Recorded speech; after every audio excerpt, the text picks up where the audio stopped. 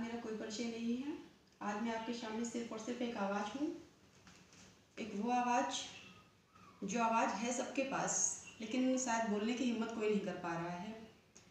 मेरा सीधा सवाल है केंद्र सरकार से, राज्य सरकार से, आखिर हर बार आप स्कूलों पर प्रहार क्यों करते हैं? क्या है आपकी स्ट्रेटजी और स्कूलों से आप क्या बचाना चाहते हैं, क्या जताना चाहते हैं? आप कहते हैं ऑनलाइन क्लासेस का अगर इतना ही बड़ा इम्पैक्ट है तो फिर फिजिकल क्लासेस की ज़रूरत क्यों? क्या आप ऑनलाइन क्लासेस के द्वारा सारे स्कूलों को समाप्त करना चाहते हैं या ऑनलाइन क्लासेस का बहाना बना करके शिक्षण व्यवस्था को समाप्त करना चाहते हैं? जो शिक्षा व्यवस्था है, इस पर कभी किसी सरकार की नीति स्पष्ट नहीं रही है और आप भी उसी राह पर चल रहे हैं। क्या है कोरोना? अगर कोरोना है तो रैलियां क्यों, लाखों की भीड़ क्यों? क्या वहां पर मास्क, सैनिटाइजेशन और सोशल डिस्टेंसिंग की आवश्यकता नहीं है? वहां पर आपके सामने, आपके प्रशासन के सामने, जो प्रशासन मॉल में जाने से, रोड पर चालान काट रहा है, वही प्रशासन आपका रैलियों में खुली छूट दे रहा है। ये दोहरा रवैया क्यों है? अगर कोरोना है तो कोरोना की पूरी सही गाइडलाइन क्यों नहीं है, और है तो उसका अनुपालन क्यों नहीं है? अनुपालन नहीं है तो उस पर आपकी नीति क्या है? क्यों आप स्कूलों के पीछे पड़े हुए हैं? एक स्कूल क्या सिर्फ एक स्कूल होता है, प्रबंधन होता है? जी नहीं।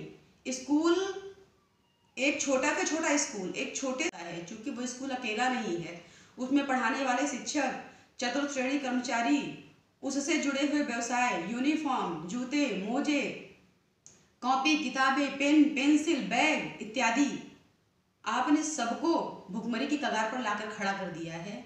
आपका प्रोटोकॉल है, वो प्रोटोकॉल क्या बच्चे घर पे हैं तो क्या वो गली मोहल्लों में नहीं खेल रहे हैं? क्या वो बाहर नहीं निकल रहे हैं? जिन रैलियों में उनके माँ बाप जा रहे हैं, क्या वो बच्चों को छू नहीं रहे हैं? तो किससे आप बचाना चाहते हैं? क्या है ये? क्यों तमाशा है ये?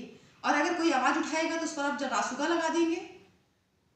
कोई देश को खुली चुनौती दे रहा है, उसको पार्टियां टिकट दे रही हैं, लेकिन अगर कोई अपनी समस्या बता रहा है तो उस पर रासुका लग रहा है। क्या वो उसका जो है फ्रीडम ऑफ एक्सप्रेशन नहीं है? क्या फ्रीडम ऑफ एक्सप्रेशन के भी अलग अलग जो कॉन्सेप्ट है? ऐसा क्यों है? आखिर क्यों? ऐसा ही रहा तो वो दिन दूर नहीं है जब ये देश शिक्षा मुक्त हो जाएगा और जो युवक युवतियां हैं जो शिक्षण को अपना व्यवसाय चुन रहे हैं, एक समय आएगा जब आपको अपने देश के बच्चों के लिए शिक्षक नहीं मिलेंगे। फिर क्या होगा? एक तो सरकारी नौकरियों का ये हाल है, सरकार के पास नौकरियां नहीं है, प्राइवेट सेक्टर में लोग रोजगार खोज रहे हैं तो आप प्राइवेट सेक्टर को बंद कर रहे हैं।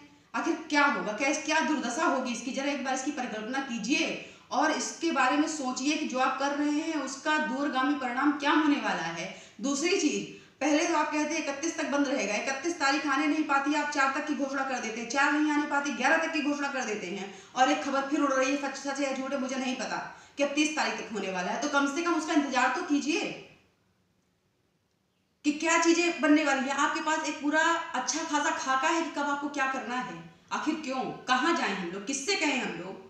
अगर आवाज उठाएंगे तो आप देशद्रोह लगा देंगे, लगाइए देशद्रोह।